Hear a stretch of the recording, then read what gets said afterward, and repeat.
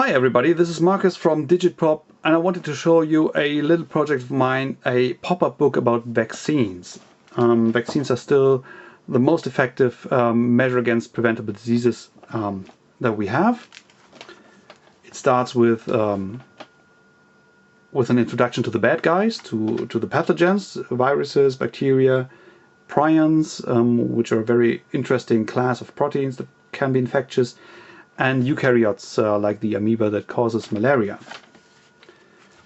On the next page you get an introduction to the immune system. It starts with a bacterium entering the body, being recognized by B cells and T cells.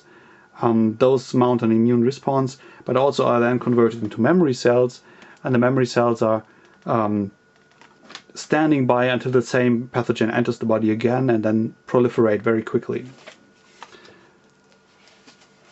This is the history of vaccination. It starts very early on, about 1,000 years ago, when people in China understood that you could actually use small doses of smallpox to create immunity against smallpox. And then Edward Jenner found out that you don't actually need to use smallpox. You can use cowpox to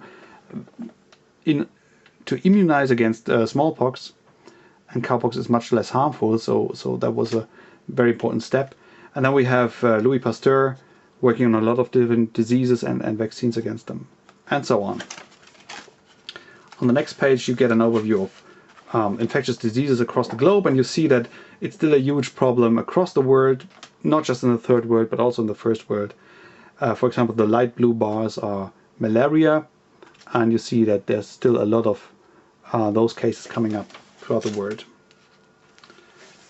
This is a timeline of various infectious diseases, and you can see that as soon as a vaccine was introduced for these different diseases, the number of cases dropped drastically.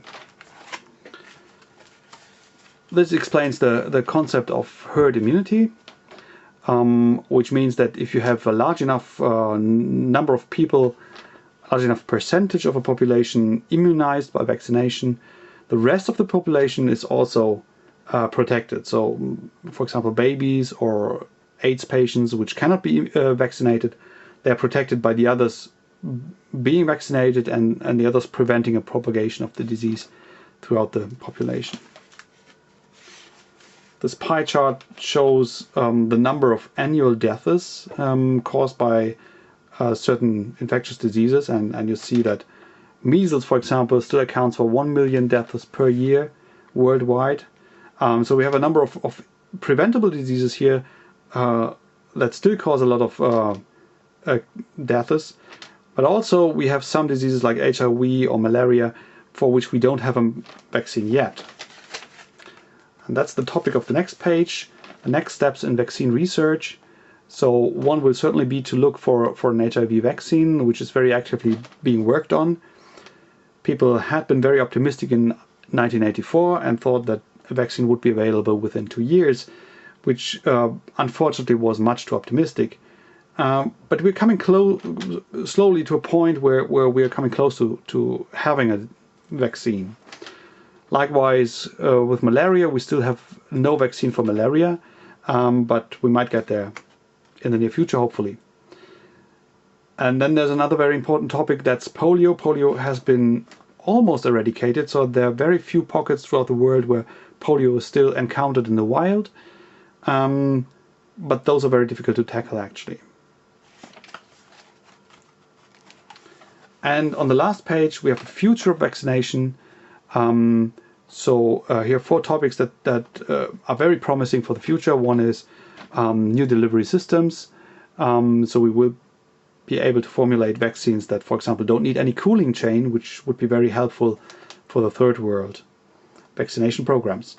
And then we have DNA vaccines where you don't immunize with virus particles, for example, but with DNA strands that encode these antigens.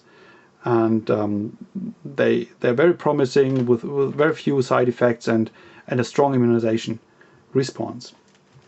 And then we have neurodegenerative diseases, which are like Alzheimer's, which are very likely not infectious diseases by themselves, but they create structures in the brain that might be recognizable by the immune system and might be suppressed by the immune system, which might help with some of the symptoms, but also probably, it's not entirely clear now, but there are some indications probably also with the progression of the disease. So these vaccines might actually prevent the disease of propagating and continuing.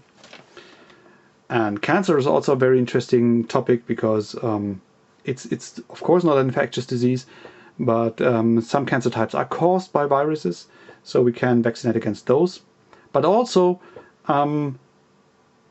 if we can train the immune system to actually recognize cancer cells or the surface structures of certain cancer cells, the immune system could do a much better job in clearing these cells. And if that can be achieved, this would be a very interesting route towards a cure for cancer. So that's the pop-up book about vaccines. If you're interested in learning more, visit my website, digitprop.com, and I'd be happy to answer your questions. Thanks and have a nice day. Bye.